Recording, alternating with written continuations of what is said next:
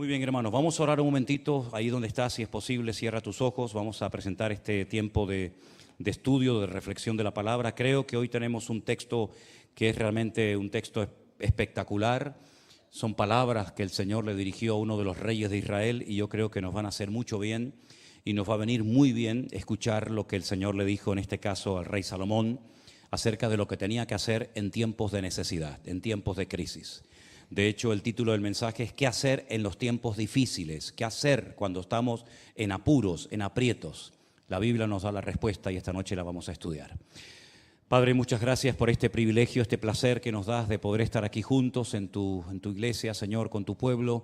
Te pedimos, Señor, que en esta tarde tú abras nuestros corazones, nuestros oídos, que estemos atentos, que queramos, Señor, recibir esta palabra y que tu Espíritu Santo nos pueda hablar y ministrar claramente, para que podamos en todo momento saber cómo tenemos que comportarnos, cómo tenemos que vivir, cómo tenemos que actuar en este tiempo difícil y peligroso en el que vivimos, pero donde tu palabra nos enseña y nos muestra claramente lo que tenemos que hacer y también lo que no tenemos que hacer.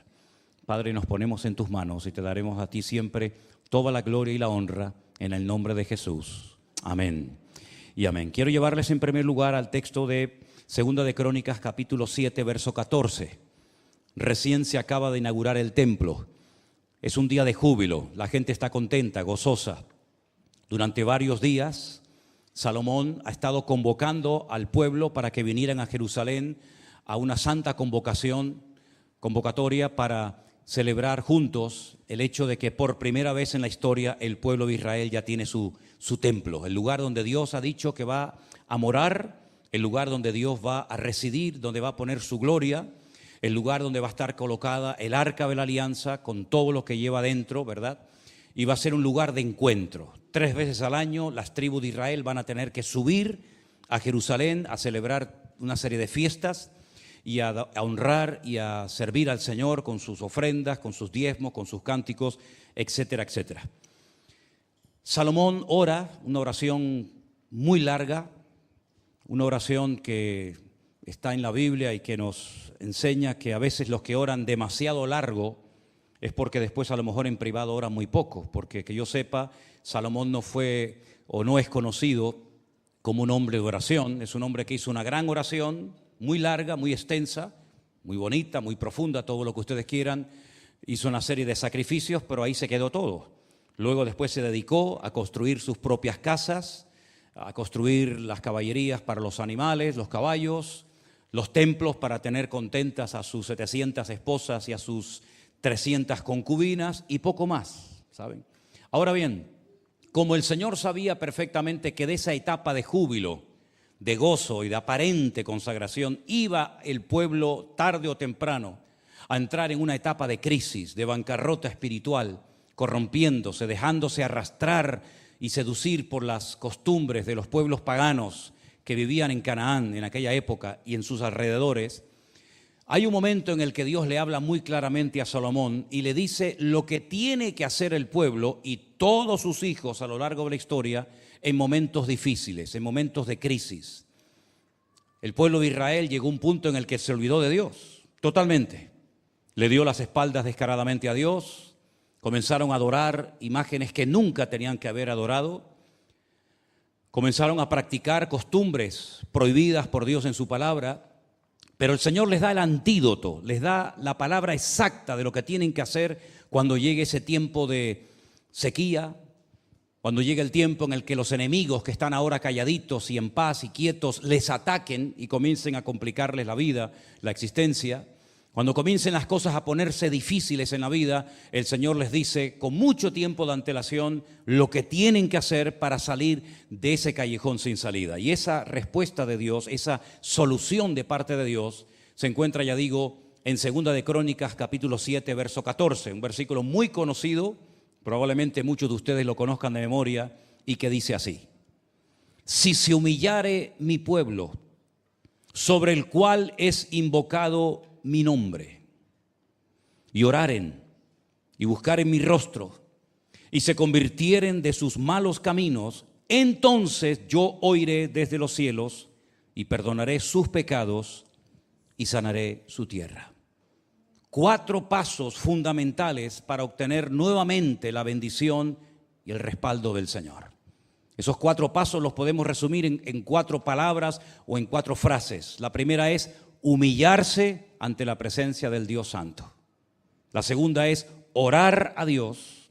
La tercera es buscar su rostro o su presencia, que es lo mismo. Y finalmente convertirse de los malos caminos. Se supone que cuando una persona, una familia, un país está pasando un momento difícil, lo mejor que puede hacer es humillarse, darle un palo al ego, dejar a un lado el orgullo, la arrogancia, la soberbia, la superficialidad, humillarse delante del Señor con sinceridad. Pero lamentablemente no siempre es así. Yo he conocido personas que están ya en una fase terminal y hemos ido a orar por ellos, hemos ido a visitarles y al pedirles que si quieren orar, nos han dicho no quiere entregarle su corazón al Señor, no quiere pedirle perdón por sus pecados sabiendo que le quedan probablemente minutos de vida, no. Y nos hemos encontrado con casos así, de personas que incluso en el peor momento de su vida, y me recuerdo al ladrón no arrepentido en la cruz, ¿verdad? Uno de los malhechores que estaban al lado del Señor, dice la Biblia que mientras el otro le dijo al Señor, acuérdate de mí cuando vengas en tu reino, el otro más bien se burlaba y le injuriaba y se metía con el Señor. Así hay mucha gente hoy en día que ni siquiera en el peor momento de su vida, en la crisis más profunda de su matrimonio, de su economía, incluso estando enfermos con un diagnóstico de muerte, ni siquiera así se humillan. Sin embargo, la palabra del Señor nos enseña, por ejemplo, hay un salmo precioso que es el Salmo 118, les aconsejo su lectura, donde el salmista dice, desde la angustia invoqué al Eterno y el Eterno me respondió, porque mejor es confiar en Dios que confiar en los hombres o en los príncipes. Y ese es el centro de la Biblia. Si partiéramos la Biblia en 2 partes, el centro de la Biblia es ese versículo que dice, mejor es confiar en Dios que confiar en el hombre o en los príncipes. Ahora bien, cuando nos humillamos delante de Dios, es porque reconocemos que lo que nos está pasando no es culpa de Dios. Cuando nos humillamos delante de Dios es porque estamos reconociendo su justa justicia, su soberanía, su autoridad divina. Algo he tenido que hacer mal, algo estamos haciendo mal para que el país vaya de mal en peor, para que mi vida no sea una vida próspera, una vida bendecida, una vida respaldada por el favor de Dios. Entonces reconozco que tengo que hacer un cambio, tengo que cambiar de actitud y lo mejor que puedo hacer es humillarme ante la presencia del Señor. Siempre cuando nos humillamos delante del Señor, siempre lo que va a suceder a continuación siempre será positivo, siempre será un buen resultado a nuestro favor. Por el contrario, si nos negamos, que podemos hacerlo, a humillarnos delante de la presencia del Señor, las consecuencias pueden ser catastróficas. Y voy a ponerles 2 ejemplos de 2 personajes de la Biblia para que ustedes vean lo que puede ocurrir cuando una persona se niega a humillarse delante de la presencia del Señor. Por ejemplo, tenemos una porción en Segunda de Crónicas, capítulo 36, versículo del 7 al 11. Vamos a leer esta porción tan interesante que nos dice lo siguiente. Segunda de Crónicas, capítulo 36. Vamos a leer, si quieren, a partir del versículo 11. Y dice así: de 21 años era Sedequías cuando comenzó a reinar y reinó 11 años en Jerusalén. Hizo lo malo ante los ojos del Señor su Dios y no se humilló. No se humilló delante del profeta Jeremías, que le hablaba de parte de Dios. Se rebeló a sí mismo contra Nabucodonosor, al cual había jurado por Dios y endurecido su cerviz, y obstinó su corazón para no volver al Señor, el Dios de Israel. Es un hombre que sabe lo que tiene que hacer. Él conoce la Escritura. Él no es un pagano. Él sabe lo que le había dicho el Señor tiempo atrás al rey Salomón en casos de crisis. Pero dice la Biblia que no se humilló. Y si seguimos leyendo el reinado de Sedequías, en el verso 16 dice: mas ellos hacían escarnio de los mensajeros de Dios, menospreciando sus palabras, burlándose de sus profetas, hasta que subió la ira de Dios contra su pueblo, y dice, y no hubo ya remedio. Ya no había nada que hacer. Cruzaron la línea, sabían lo que tenían que hacer, sabían que el camino correcto era humillarse, pedir perdón delante del Señor, pero dice que se rebelaron contra Dios, contra toda la autoridad del tiempo presente. Y dice la Biblia que por no querer humillarse, las consecuencias en la vida del rey Ezequías fueron terribles. Ustedes me acompañan a Jeremías capítulo 52. Es increíble lo que vamos a leer ahora. Dice la palabra de Dios en Jeremías capítulo 52. Si quieren leemos a partir del versículo 7. Jerusalén es sitiada. El ejército del rey Nabucodonosor está rodeando la ciudad. La gente muere de hambre. Lo están pasando realmente mal. No hay escapatoria. Y dice que llegó el momento en el que se abrió una brecha en el muro de la ciudad. Ellos creían que como tenían el templo de Jerusalén dentro de las murallas, no iba a pasar nada. Aunque fueran idólatras, rebeldes, desobedientes, no pasa nada. Sin embargo, dice aquí que llegó el momento en el que fue abierta una brecha en el muro de la ciudad y todos los hombres de guerra huyeron. Y salieron de la ciudad de noche por el camino de la puerta entre los dos muros que había cerca del jardín del rey. Y se fueron por el camino del Arabá, eso es, al desierto. Estando aún los caldeos junto a la ciudad alrededor. Versículo 8. Y el ejército de los caldeos siguió al rey y alcanzaron a Sedequías, aquel que no se quería humillar, ¿se acuerdan? Aquel que no se quería postrar delante del Señor. Dice que lo alcanzaron en los llanos de Jericó. Fíjese el camino desde Jerusalén hasta Jericó, hay un buen recorrido. Allí lo alcanzaron porque lo abandonó su ejército. Entonces, escuchen, prendieron al rey y le hicieron venir al rey de Babilonia a Ribla. Ribla es Siria. Para que sepan que cada vez que lean el nombre de Ribla, estamos hablando de Siria, en tierra de Amat, donde pronunció sentencia contra él. Escucha, degolló el rey de Babilonia a los hijos de Sedequías delante de sus ojos. Qué terrible escena, ¿no? Ver que el rey de Babilonia está haciendo eso terrible en contra de tus hijos. También degolló en Ribla a todos los príncipes de Judá. No obstante, el rey de Babilonia solo, gracias a Dios, solo le sacó los ojos a Sedequías. Le ató con grillos y lo hizo llevar a Babilonia y lo puso en la cárcel hasta el día que murió. Él sabía lo que tenía que hacer. Todo esto se podía haber evitado. Esta tragedia nacional, miles de personas muertas, sus propios hijos. Mira la forma como mueren. Él queda ciego porque le arrancan los ojos. Se lo llevan a Babilonia como si fuera un animal tirado por cadenas. Allí murió en una mazmorra. Todo eso se podía haber evitado si él hubiera hecho lo que dice Segunda de Crónicas 7:14. La solución, el remedio divino. Si mi pueblo se humillare, pero hemos leído que él no quiso humillarse. Y el que no quiere humillarse delante de Dios, pues que se atenga a las consecuencias. Amén, hermanos. Hay cosas en la vida que podemos evitar si hacemos lo que Dios manda. Si ponemos en práctica la palabra de Dios, se pueden evitar muchas cosas. Problemas económicos, problemas matrimoniales, problemas incluso hasta físicos. Muchas cosas se pueden evitar en la vida. Pero si sigues, como decimos en Canarias, R que R, sin querer humillarte, siempre con las plumitas del pavo real desplegadas, bueno, hijo, atente a las consecuencias. Sedequías no tenía por qué haber muerto así. Tenía nada más y nada menos que en la ciudad al profeta Jeremías. Él no podía haber dicho, es que yo no sé qué hacer, no tengo palabra de Dios, no conozco la escritura. Él sabía perfectamente lo que tenía que hacer, pero no quiso cambiar. Dice incluso que quiso matar al profeta Jeremías. El Señor lo salvó milagrosamente. Lo azotaron, lo metieron dentro de una cisterna para que se ahogara, ¿verdad? Sin embargo, el Señor protegió a Jeremías, que vivía en la misma ciudad, que fue atacado por el mismo ejército de Nabucodonosor, pero sin embargo, fíjense a Ezequías lo que le pasa. Algo que se podía haber evitado si se hubiera humillado delante de la presencia del Señor. Es un versículo realmente poderoso el que tenemos delante en esta tarde, porque encontramos los 4 pasos para una restauración segura en el Señor. Un paso nos lleva al otro. Cuando nos humillamos delante del Señor es porque reconocemos nuestra bancarrota espiritual. Porque hemos llegado a la conclusión de que por nosotros mismos no vamos a salir del pozo de la desesperación. Lo mismo le tuvo que pasar a Jonás cuando llegó a lo más bajo, al vientre de aquel enorme pez. Dice que allí se humilló e invocó el nombre del Señor y Dios lo sacó de aquella desesperación tan grande en la que estaba.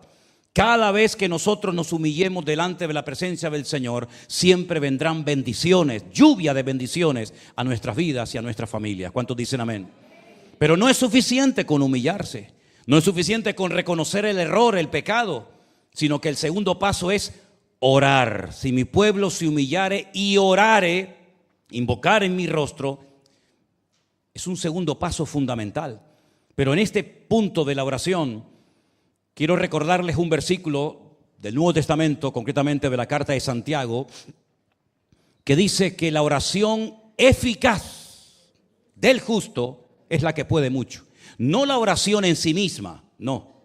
La oración eficaz del justo es la que puede mucho. La pregunta es, ¿qué ingredientes tiene que tener una oración para que sea eficaz? Porque el objetivo no es simplemente orar. El objetivo es que cuando oremos obtengamos la respuesta, ¿sí o no?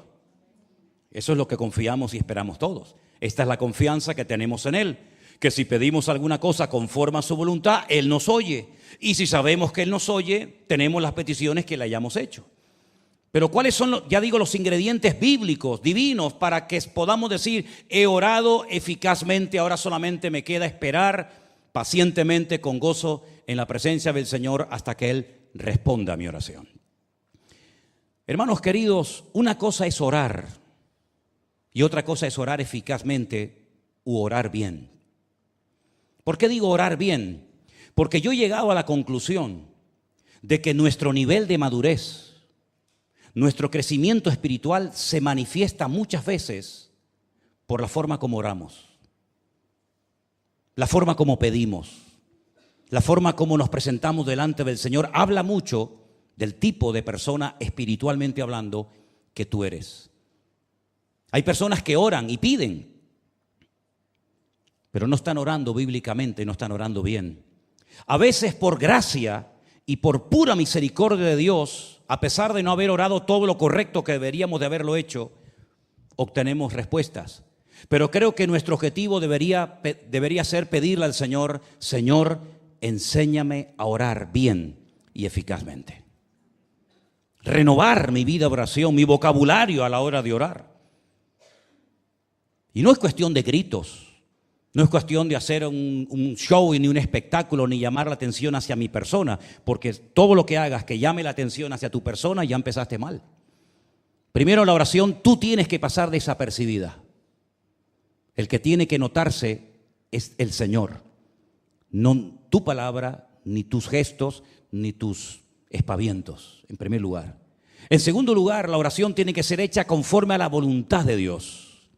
Pero ¿cómo vas a orar conforme a la voluntad de Dios si no lees la Biblia e indagas cuál es la esencia del corazón de Dios?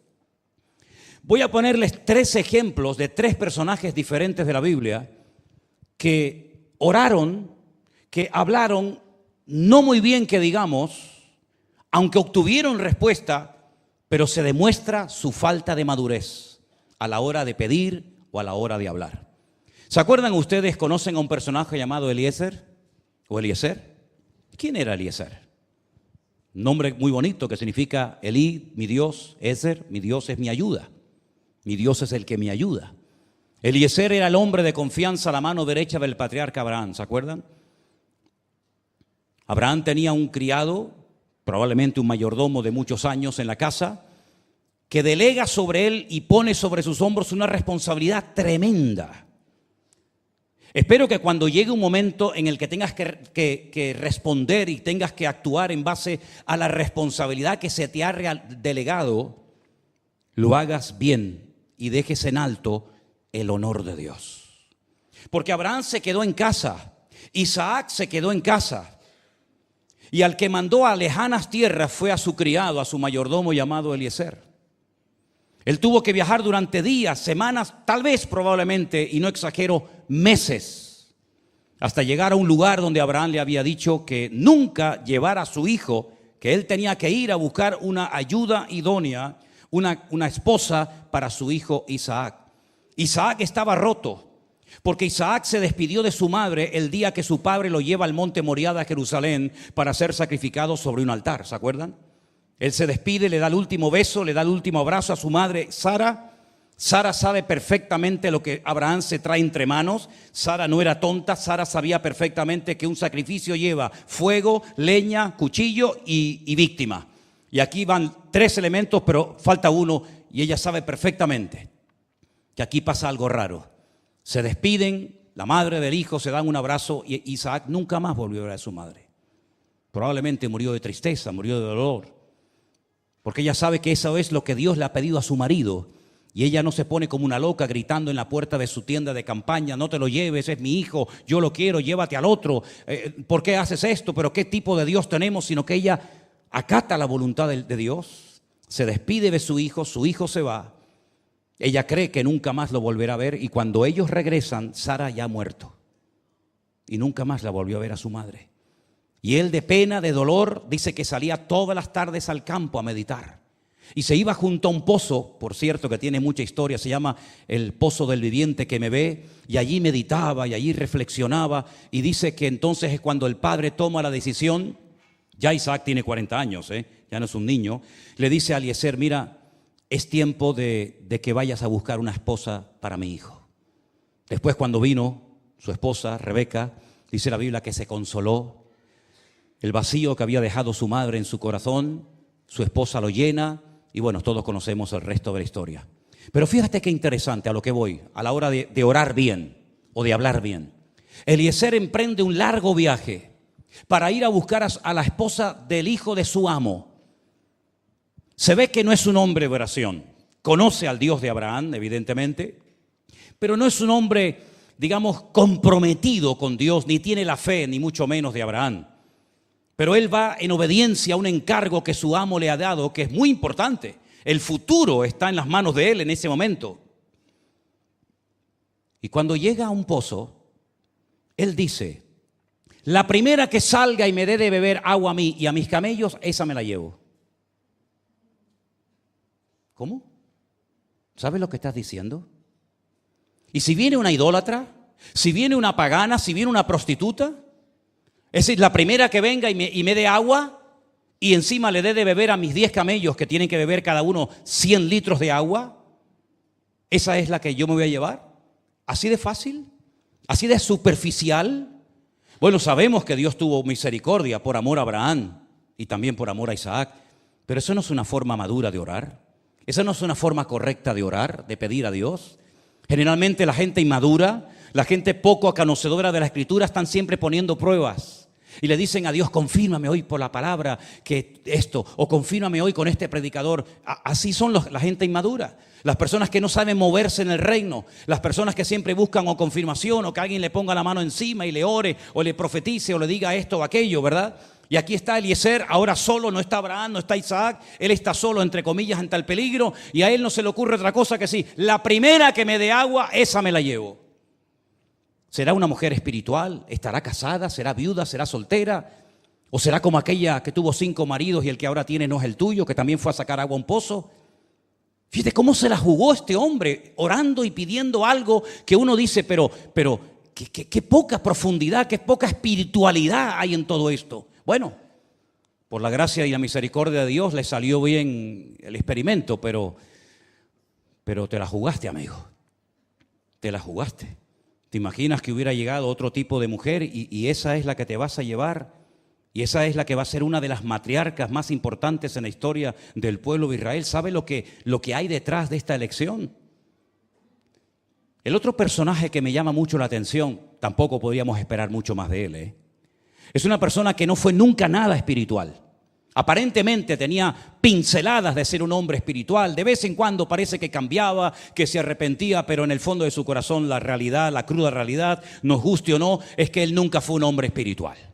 Se encontró con un puesto, se encontró con un cargo que yo lo comparo a una camiseta que le quedó muy grande, se la encasquetaron encima y con el paso del tiempo el juguete se terminó rompiendo. Y estoy hablando nada más y nada menos que del rey Saúl. Un rey que está muerto de miedo en su tienda de campaña porque hace 40 días que hay un enorme, un gigante, un paladín filisteo que está amedrentando y asustando al ejército de Israel. Él no se atreve a ir, ningún soldado se atreve a ir, y entonces no se le ocurre otra cosa que decir: al hombre que vaya y mate a Goliat le doy mi hija, nunca más pagará impuestos y lo haré parte de mi familia. Otra oración, otra petición totalmente alocada, sin ninguna profundidad, sin ninguna espiritualidad. ¿Cómo que al primero que venga y mate a Goliat? Es decir, el que me resuelva el problema, me da igual si es pagano, si es adorador de Milcón, de Moloch o de Quemos, me da igual, yo le voy a hacer el yerno del rey. Pero ¿cómo estás negociando con tu hija? ¿Cómo estás ofreciendo tu hija a alguien que no sabes quién es? Puede ser un idólatra que venga. Puede ser que venga un pagano, puede ser que venga incluso hasta un filisteo traidor que quiera matar a Goliat para ser familia del rey. También, entre comillas, le salió bien la jugada por la gracia y por la misericordia de Dios, porque por allí apareció un jovencito, ¿que era? Que era David. Y él se enfrentó y bueno, se hizo familia del rey, etcétera, etcétera. Pero ahí te das cuenta otra vez, otro personaje que oró o dijo algo en alta voz sin ninguna profundidad, sino ahí: el que me saque del problema, a ese le bendigo y a ese le doy mi hija y le quito la obligación de pagar tributos e impuestos, etcétera, etcétera. Ya dije que no podíamos esperar otra cosa de Saúl. Saúl nunca fue una persona espiritual, por lo tanto sus decisiones, su forma de hablar, su forma de comportarse, su forma de reaccionar demuestra siempre su esencia, que era la desobediencia personificada. Pero hay un tercer personaje que es peor todavía. Porque Eliezer, por lo menos, bueno, con aquella palabra que dijo el Señor, pues le ayudó a traer una buena mujer. El caso de Saúl, pues también funcionó porque gracias al Señor apareció por allí David.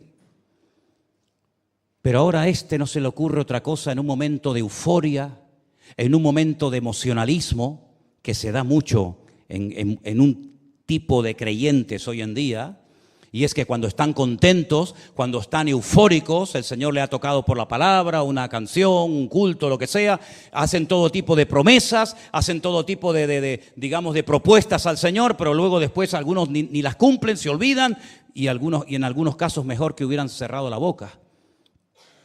Porque a este no se le ocurre otra cosa que decir: estoy tan contento, estoy tan alegre, estoy tan lleno del Señor porque he visto hoy una gran victoria contra el enemigo, que al primero que me salga por la puerta de mi casa, lo sacrifico al Señor en un sacrificio a Dios. Y estoy hablando de un juez de Israel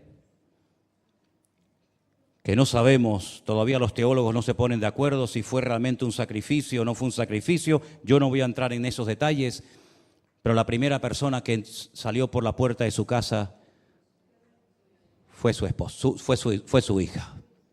¿Qué les parece? Otra locura más. Mira, hay creyentes, escucha, a ver si puedo explicar esto y nadie se me ofende. Y si se ofenden, por lo menos que sepan por qué lo dije. Hay creyentes que están como en el filo de la navaja. ¿Saben lo que me quiero decir? Están en el filo de la navaja. Están entre la locura y la espiritualidad. Están entre el compromiso y la superficialidad. Están, pero no están. Están con su cuerpo, pero su cabeza hace años que se fue de aquí. Están como en el filo de la navaja, ¿verdad? Por una parte parece que son muy espirituales, muy comprometidos, pero a la hora de la verdad, pínchales un poco, pruébalos un poco, porque la Biblia dice que para usar a alguien primero hay que probarlo. Es mi deber, probarte, pincharte, a ver cómo reacciona. Y si son aprobados, entonces sí, pero si no son aprobados, no. Es como cuando te vas a comprar un coche de segunda mano, ¿no lo quieres probar primero? ¿Te fías así? Dices, no, yo lo quiere probar, no me hace falta. Todo en la vida que nos atrae y nos gusta siempre lo queremos probar o ver primero. Cuando las mujeres van de compras aquí a las tiendas, ni les cuento, yo digo, esa camisa, démela ya, chao, adiós. La mujer se prueba una camisa, prueba un pantalón, sube y después no compró nada. Cuando te quieres comprar una casa, ¿qué compras? La primera, mira, está bonita en internet, 2 habitaciones, un baño, no sé qué, una cocina, pues la compro. No, vamos a verla, cuándo es, ahí las tuberías y la electricidad y la contribución. ¿Y por qué a la hora de vivir para Cristo, por qué te niegas a que el Señor te pruebe? Si tú llevas toda la vida probando todo lo que tienes y todo lo que te has comprado. ¿Por qué el Señor no puede tener la misma libertad con nosotros de probar nuestra fe, nuestra puntualidad, nuestra santidad, nuestra vida de oración? ¿Por qué no nos dejamos probar y nos rebelamos cuando Dios nos prueba? Es que se enfada el dueño de un coche cuando digo, no, es que yo quiero probarlo primero. No es normal. O se enfada el dueño de una casa cuando le dice, yo quiero primeramente ver la casa. Porque quieres asegurarte que lo que vas a comprar o el dinero que vas a invertir merece la pena y no vas a perder tu dinero ni tu tiempo. ¿Y por qué a veces nosotros nos resistimos a que Dios nos pruebe? Cuando sabemos que lo que Dios trae a nuestra vida y nos prueba siempre va a ser para nuestro desarrollo y nuestro crecimiento espiritual. Entonces cuando yo digo que hay que humillarnos delante de Dios, claro, porque reconocemos que me equivoqué, reconocemos que mi ego me está matando y en vez de mi ego dominarme a mí, yo lo quiero doblegar al Señor. Fíjate la lectura que se leyó hoy. El Señor Jesucristo dice que se humilló a sí mismo. No es que esperaba que alguien lo humillara, que también lo hicieron. Pero Él toma la iniciativa, dice, se humilló a sí mismo y siendo en forma de Dios, no estimó el ser igual a Dios como cosa que aferrarse, sino que se hizo siervo, obediente hasta la muerte y muerte de cruz. Y porque se humilló, Dios lo exaltó hasta lo sumo y le dio un nombre sobre todo nombre, para que en su nombre se doble toda rodilla y toda lengua confiese que Él es el Señor, para gloria de Dios Padre. Fíjate el paralelismo, fíjate Ezequías, no se quiso humillar, así terminaste, querido. Sin hijos, sin familia, sin salud, sin vista, sin nada, porque no has querido humillarte. Teniendo la sartén por el mango, teniendo la respuesta divina, el antídoto divino, mueres de una forma terrible, pudiendo haberlo evitado, sencillamente porque no quisiste humillarte, no quisiste dar tu brazo a torcer. Por otra parte, vemos al maestro aparentemente hundido, derrotado, humillado, pisoteado, pero al tercer día sale de la tumba victorioso, porque el que se humilla será exaltado. Entonces en nuestra vida tenemos siempre esas dos vías, esa alternativa. O te mantienes en tu postura, que tienes toda la libertad de mantenerla si quieres, o decir me rindo, porque humillarse significa decir me rindo, no sigo peleando más, no voy a hablar más, ya no es tiempo de hablar, ahora es tiempo de cuerpo a tierra. Me rindo, Señor, me rindo. Ya no sé qué hacer con mi matrimonio, con mi hijo, con mi familia, con mi economía, con el negocio. Ya no sé qué hacer. ¿Y qué haces entonces? Lo que tenías que haber hecho desde el principio. Rendirte. Postrarte ante la presencia del Señor. Y entonces oras. Oras bien. Oras sin exigencias. Sin decir, sin reclamar. Sin declarar. No, esas vainas aquí no van. Oramos con humildad. No le estoy demandando a Dios, me tienes que bendecir, me tienes que ayudar, porque yo he hecho esto, yo soy aquello. Tú no eres nada. Nos humillamos delante de Dios y clamamos a Él porque no confío en mis méritos, no tengo medalla, no puedo presumir de nada. No soy como aquel que decía, ayuno 2 veces a la semana, doy diezmo de todo lo que gano. No soy como este. Y el otro decía, no soy digno ni siquiera de levantar mi cabeza, pero dice la Biblia que uno fue justificado delante del Señor y el otro entró y salió del templo y salió peor de lo que entró. Entonces la actitud es lo que marca la diferencia en nuestra vida. El Señor sabía que su pueblo se iba a corromper. Hoy hay mucha alegría, hoy hay mucho júbilo. ¿Por qué? Porque hay dinero, porque hay abundancia, porque el rey Salomón es un rey espléndido, generoso, que le está dando comida y trabajo a todo el mundo. Pero espérate, los 80,000 leñadores que están en el Líbano cortando 24 horas al día leña y árboles de cedro para el templo, dentro de un par de meses no van a trabajar, ya no hay más leña que cortar. Cuando Salomón termine de construir el templo y sus casas y sus caballerías y todo, miles y miles de personas en el pueblo se van a quedar sin nada. A ver si en ese momento tienen tanto gozo y tanta alegría como la que tienen hoy. Y por eso el Señor sabía perfectamente que iba a llegar un momento en el que tenía que tocar, afectar la naturaleza, para que por lo menos los agricultores, cuando vieran que no llueve, se dieran cuenta de que algo espiritualmente está pasando. Porque lo natural es un reflejo de lo que está pasando espiritualmente. O a ver si los ganaderos, cuando vean que las ovejas no paren, que los animales se mueren en el campo, que las ovejas no tienen esa fuerza, a ver si se dan cuenta y se percatan de que hemos pecado delante del Señor. Y entonces cuando se dé cuenta el rey, los agricultores, los ganaderos, los hombres de guerra, todo el mundo se dé cuenta, sepan lo que tienen que hacer: humillarse. Orar, y dice aquí tercer punto, buscar mi presencia, buscar mi rostro. buscarlo de corazón. En otras palabras, volver a esa relación que tuvisteis en su momento con Dios, pero que cortasteis tu relación con el Señor porque te atrajeron las cosas de este mundo como si fueran juguetes. Ustedes reconocen, ¿se acuerdan de la historia de Elías cuando sube a lo alto del Monte Carmelo? Dice la palabra del Señor que primeramente le da lugar a los sacerdotes de Baal, que eran un montón, y le dice, oren ustedes, que son más, oren los primeros, yo espero. Cuando llegó el momento de orar y de actuar, antes de orar, él lo que hace es algo que a veces pasa desapercibido y se habla muy poco, pero ahí está la clave. Si ustedes van al Monte Carmelo, arriba en el Monte Carmelo, en una de las partes del monte, hay un monasterio católico, y cuando entras a la iglesia, saben que en el centro de toda iglesia católica, en cualquier parte del mundo, siempre está el altar mayor. Eso pasa en España, en Latinoamérica y en todas partes del mundo. Cuando usted entra por el centro de una iglesia católica, nunca va a haber un púlpito. El púlpito siempre está a la izquierda o está a la derecha para la lectura de los santos evangelios. Lo que está en el centro es lo que en la iglesia católica tiene peso, es para ellos lo más importante, que es el sacrificio de la misa, la Eucaristía. Y para ese sacrificio hace falta un altar, y ese altar se llama el altar mayor. El altar mayor de ese monasterio en el Monte Carmelo son 12 gigantes piedras que las han puesto una encima de la otra, y encima han puesto como una losa de granito, de piedra o de lo que sea, y ahí hacen las misas, el sacrificio de la misa. Eso es lo que quiero destacar en esta tarde, que Elías, antes de orar, antes de invocar el nombre del Señor, restaura el altar del Señor que estaba roto. En otras palabras, si no hay comunión, si no hay relación con el Señor, ¿qué le vamos a pedir? ¿Con qué cara nos vamos a presentar delante de un Dios que hace años que no le hablo, que no lo visito, que no sé nada de Él? ¿Con qué cara voy a pedirle a Dios que me sane la tierra, que sane a mis animales, que bendiga a mi familia, que prospere mi casa? ¿Con qué cara si ya hace años que no hablo con Él, ni sé nada de Él?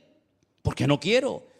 Entonces lo que Elías hace es ir colocando una a una las 12 piedras del altar. La piedra que representa a Neftalí, la piedra de Manasés, la piedra de Zabulón, la piedra de Leví, la piedra de Isaacar, la piedra de Judá, la piedra de Gad, la piedra de Aser. Y cuando tiene ya todo el altar compuesto y unido, es entonces cuando empieza el trabajo de colocar, ¿verdad?, la leña, el sacrificio, invocar el nombre del Señor. Pero previamente ha tenido que haber una restauración. Y yo siempre he dicho que una persona, antes de ser usada, previamente tiene que ser restaurada. Y tú sabrás en lo que tienes que ser restaurado en tu vida. Capaz que tienes que pagar una factura hace 30 años que ni te acuerdas. O capaz que tienes que llamar a una persona que ofendiste o que rompiste la relación con él o con ella por una tontería. ¿Cuántas familias se han separado por herencias? Qué peligrosas son las herencias, ¿eh? Yo no las quiero, ¿eh? Yo no quiero herencias de nadie. Hermanos que se llevan muy bien, se muere el viejo, y después empiezan las peleas, quítate tú para ponerme yo, porque a ti te dio esto, que no me lo dio a mí, yo quería aquello, yo quería lo otro. Qué lío las herencias, ¿verdad? Solamente quiero la herencia espiritual, que no trae problemas, ¿verdad? Pero saben, mis queridos hermanos, aquí lo que está diciendo el Señor es que cuando ustedes se humillen, cuando ustedes busquen mi rostro, lo que tienen que hacer antes de que yo comience a sanar la tierra, antes de que yo comience otra vez a mandar la lluvia temprana y tardía, antes de que comience todo a cambiar en lo natural, primeramente ustedes tienen que recuperar su relación con el Señor. Es más, en uno de los mensajes que encontramos en el libro de los Hechos, si no recuerdo mal, dado por Pedro, él dijo que antes de que venga el Señor entraremos en un tiempo de restauración de todas las cosas. En otras palabras, Dios tiene que restaurar muchas cosas en su pueblo. Tiene que restaurar su comunión, tiene que restaurar la sana doctrina. Hay congregaciones que ya no se predica la Biblia, se predica no sé de qué. En otras palabras, Él quiere restaurar tu comunión y tu relación diaria con el Señor. Que usted no dependa de la oración de un pastor, que usted no dependa de la imposición de manos de un apóstol, de un profeta, que usted dependa única y exclusivamente del Señor. Me llamen o no me llamen, me visiten o no me visiten, me da igual. Yo sé que todos los días mi Señor ora por mí. Yo sé que todos los días el Señor estará conmigo hasta el fin del mundo. Y no es que seamos egoístas, no es que seamos soberbios, que yo no necesito de nadie, sino que mi relación con el Señor, hermano, no depende de una iglesia, de un culto, de un pastor. ¿Por qué? Porque yo sé doblar mi rodilla y esperar en la presencia de mi Señor. Y mi Dios que me ve en secreto, no te preocupes que me va a recompensar en público. De hecho, toda recompensa pública es la evidencia de que hay una comunión en privado con el Señor. No invertamos el orden. Finalmente, una vez que hemos orado, una vez que nos hemos doblado delante del Señor, una vez que nos hemos rendido y postrado delante de su presencia, entonces dice, y se conviertan de sus malos caminos. En otras palabras, tiene que haber un cambio. Lo que no puede ser es que ahora, como estás con la soga hasta el cuello, amigo, ahora sí, ¿no? Claro. ¿Y si tuvieras el agua por la rodilla? Pero ya has llegado a un punto en el que ya no das más. Bueno, pues ahora lo que tienes que hacer es sentarte y decirle al Señor, ¿dónde comenzó mi deterioro espiritual? ¿Dónde perdí a mi hijo? ¿En qué parte del camino lo perdí? ¿En qué parte mi matrimonio comenzó a hacer aguas y yo no me di ni cuenta? ¿En qué parte perdí la gloria y la presencia de Dios en mi vida y no me percaté de ello? Porque la palabra de Dios dice que Sansón, por coquetear y flirtear con el pecado, dice que un día la presencia, el Espíritu de Dios se fue de él y no lo sabía. Y pensaba que podía seguir jugando y perdonen, vacilando, ¿verdad? Y no pasa nada, total, mañana me levanto, soy el hombre más fuerte y más ungido del país. Y dice que la presencia del Señor se fue de su vida y no se había dado cuenta, que eso es lo peor. Es como el que le huele la boca, ¿no? El último que se da cuenta es al que le huele. Todos se dan cuenta, menos al que le huele. Bueno, un ejemplo tonto, perdón. Ahora todo el mundo masticando chicle. A Saúl le pasó lo mismo. A Saúl le pasó lo mismo, ¿no? Como soy el rey, pues no tiene nada que ver. El cargo, la responsabilidad, la edad que tiene, no te vacuna, no te inmuniza en contra de llevar una vida de orden delante de Dios. Otro que perdió la presencia del Señor y no se dio cuenta. Y alguno, por si acaso está por ahí o en casa viendo el culto, dirá, pero está citando temas y personajes del Antiguo Testamento. Eso no pasa hoy en día. ¿Ah, no? No pasa eso hoy en día. Si alguno se ha descarriado de entre vosotros, hermanos, sepa que el que haga volver al pecador del error de su camino salvará de muerte un alma y cubrirá multitud de pecados. ¿Qué te parece? ¿Y la iglesia de la Odisea? ¿Te gusta ese ejemplo? La iglesia, no hablo de una keilá, pero de una sinagoga, hablo de una iglesia cristiana, de una comunidad cristiana. He aquí estoy a la puerta, llamo, si alguno oye mi voz y abre la puerta, entraré a él, cenaré con él y él conmigo. ¿A quién le cantaba esa gente? ¿A quién le estaban rendiendo culto los hermanos de la iglesia de la Odisea? No, es que nos hemos enriquecido, no tenemos necesidad de nada. Y el Señor la confronta y le dice, no saben nada, pobres, ciegos, desnudos, desventurados. En otras palabras, también otra iglesia entera había perdido la gloria, la presencia del Señor de la iglesia y no se habían percatado, no se habían dado cuenta. Y a la iglesia de Sardis, tienes nombre de que vives, pero estás muerto. En otras palabras, cuidado, porque a veces miramos los errores o los pecados de otro como para justificar los nuestros propios, y es un gravísimo error. Aquí lo que tenemos que hacer todos es lo que dice el texto: humillarnos, orar delante de Dios, buscar su rostro y convertirnos de nuestros malos caminos. ¿Cuántos dicen amén? Para el mundo, humillarse es señal de debilidad. De hecho, a veces he escuchado a alguna gente que dice: yo no me voy a dejar humillar por nadie. Yo tengo mi orgullo. Y yo digo para mí, así te va. A mí no me humilla nadie. Porque yo ya me morí hace 40 años. Y a un muerto no se le puede humillar. ¿Sí o no? Los vivos son los que se ofenden. Los vivos son los que reaccionan. Los muertos no reaccionan. Están muertos, no sienten. No pueden reaccionar, no pueden pensar, no pueden defenderse. ¿Y no dice la Biblia que la vida cristiana tenemos que morir para vivir? Cuando nos bautizamos, ¿qué estuvimos haciendo? ¿Nos fuimos a dar un baño porque hacía mucho calor? ¿O quisimos sepultar debajo del agua nuestra antigua vida para resucitar a una vida nueva? O ese texto que dice Pablo, donde dice: ya no vivo yo, mas vive Cristo en mí, lo que ahora vivo lo vivo en la fe del Hijo de Dios, ¿verdad? El cual me amó y me salvó y se dio a sí mismo por mí. ¿Eso que solamente es para Él? ¿O eso también es un lema para todos y para cada uno de nosotros? Miren lo que dice, por ejemplo, Primera de Pedro 5:6. No sé si lo tienen por ahí preparado. Léalo conmigo, por favor, hermano. Primera de Pedro 5:6 dice: humillaos pues bajo la poderosa mano de Dios, para que Él os exalte cuando fuere tiempo. ¿Cuándo es el tiempo? No lo sé. El tiempo de humillarse, ¿cuándo es? Ahora. Y el de ser exaltado, No lo sé. Pero yo sé que si me humillo delante de Dios, pero escuchen, por si alguien piensa que, bueno, me humillo una vez. No, es toda la vida, todos los días. Todos los días empezamos de cero. Cada vez que me subo aquí arriba me tiro al suelo, esa es mi costumbre, no sé lo que harán otros. Yo cada vez que me subo aquí me tiro al suelo y me pongo tirado a tierra, digo, Señor, he predicado miles de veces, pero ahora es como si fuera una vez más. Y dependo del Señor cada día para todo, para todo dependo, y cada vez más, cada vez más. No es que cada vez menos, al contrario, cada vez te das cuenta de que dependes más del Señor, pero para todo, absolutamente para todo.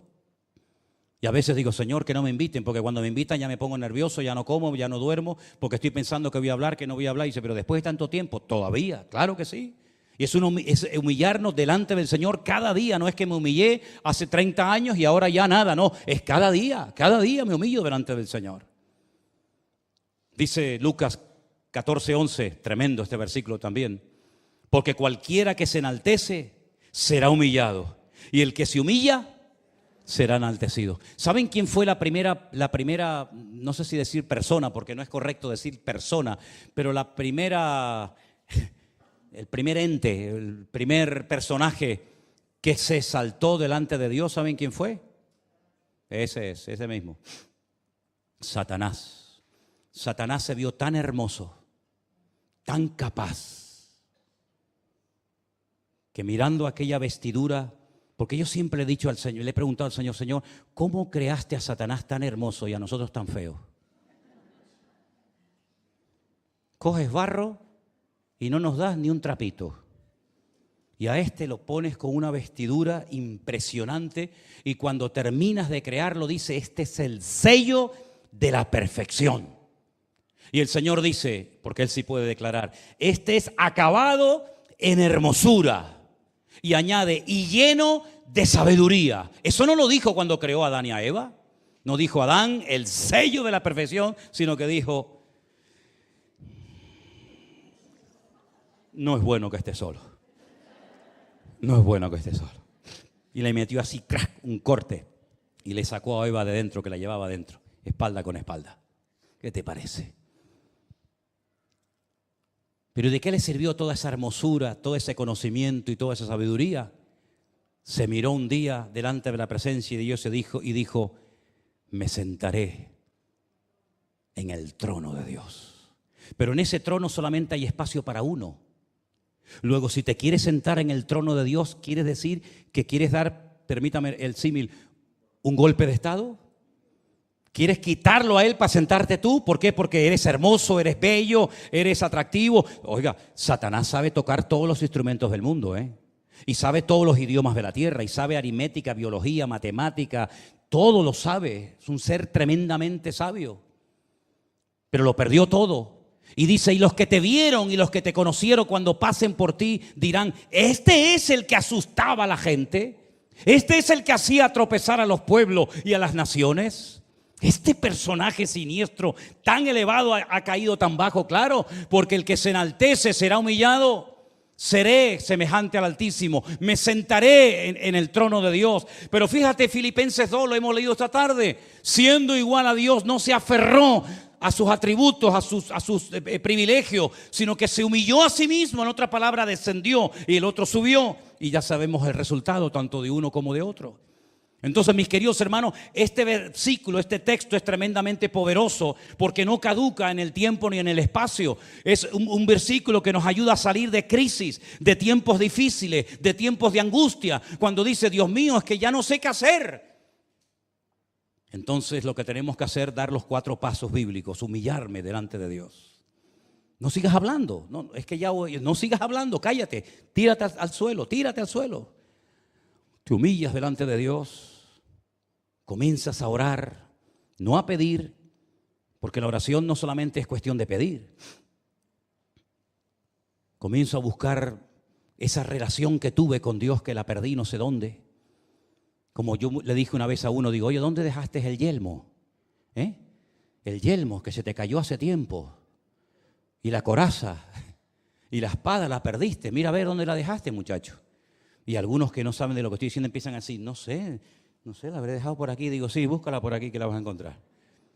Entonces hay que pararnos y decir, ¿dónde empecé a enredarme? Como dice la Biblia, ninguno que milita se enreda en los negocios de la vida. Pero algunos dicen, no, pero eso es para los pastores. ¿Ah, sí? ¿Tú no estás militando en el reino de Dios? ¿Tú estás en otro ejército diferente al mío? ¿No estamos todos en el mismo ejército? Pues dice la Biblia que ninguno que milita en el ejército de Dios se enreda, se deja atrapar por el sistema faraónico del mundo, sino que al contrario huye de él para tener más tiempo para servir al Señor. ¿No sacó el Señor a su pueblo de la esclavitud? ¿Para qué? ¿Para que le sirviera?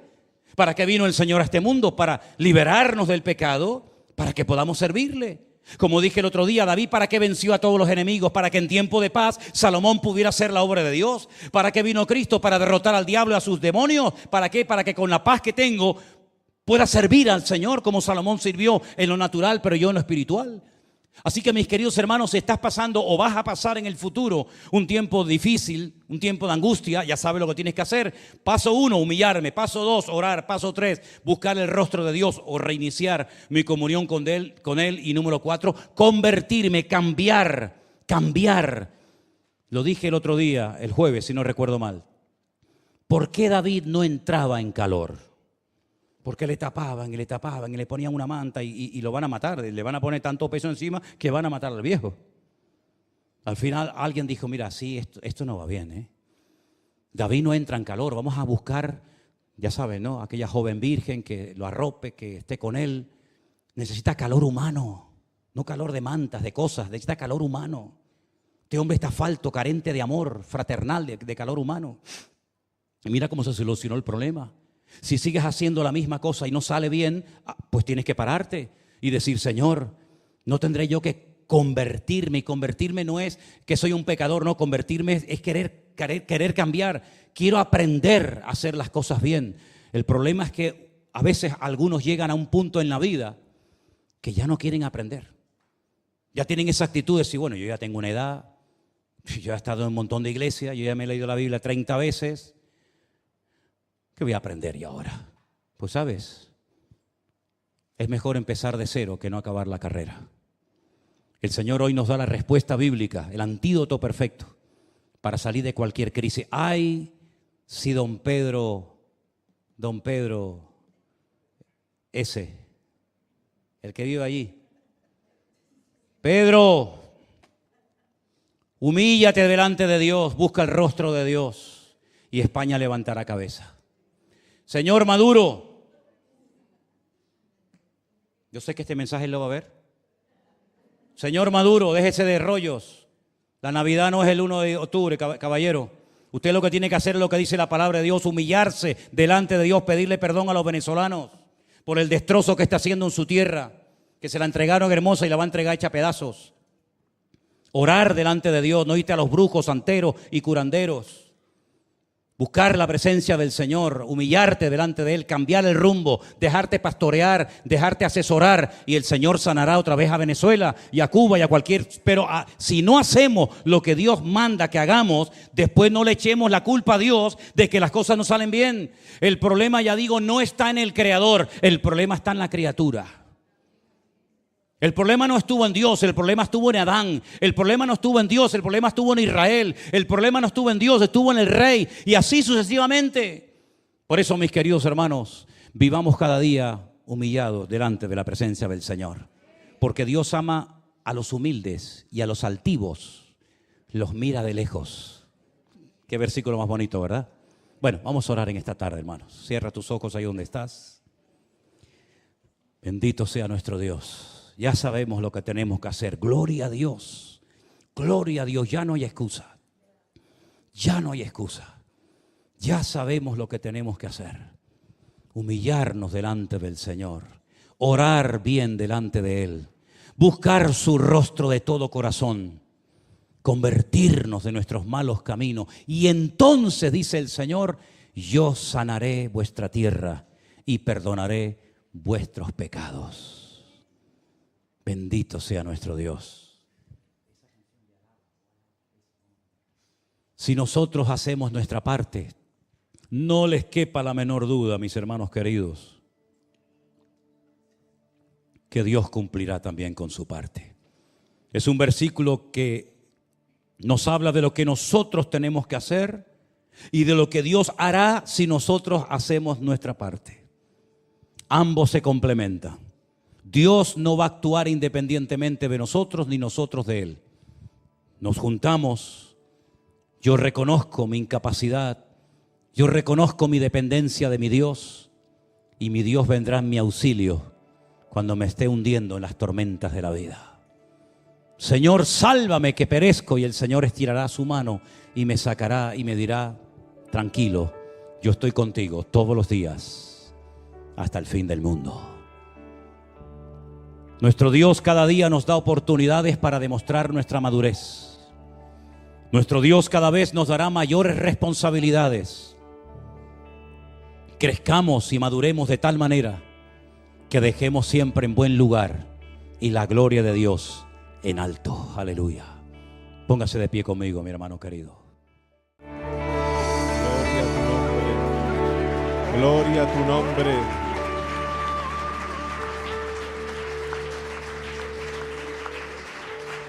Gloria a tu nombre, gloria a tu nombre. Gloria a tu nombre. Recibe toda la gloria. Gracias, Señor, te damos por este tiempo en tu presencia. Gracias, Señor, por la ministración de tu Santo Espíritu. Gracias, Señor, por tu santa y divina palabra hablando a lo profundo de nuestros corazones. Gracias, Padre, en el nombre de nuestro Señor Jesucristo, de quien somos y por quien vivimos. Señor, te damos gracias una vez más por manifestarte en nuestras vidas, por tocar nuestros corazones, Señor, por tocar cada una de nuestras vidas, Señor, en el nombre poderoso de Jesús. Nos despedimos, Señor, de este lugar, pero no de tu presencia. Ponemos en tus manos esta semana. Señor, guárdanos, líbranos, revoluciona nuestra vida espiritual, aviva nuestra vida espiritual, Dios mío, que el fuego de tu Espíritu arda en nuestros corazones. Padre, en el nombre de Jesús de Nazaret, que todo altar privado, Señor, sea restaurado para que tu fuego descienda, para que tu fuego caiga, para que la manifestación de tu gloria sea evidente. Dejamos, Señor, todo en tus manos y te damos gracias, Padre, en el nombre de tu Santo Hijo Jesús. Amén y amén. Gloria a Dios, hermanos.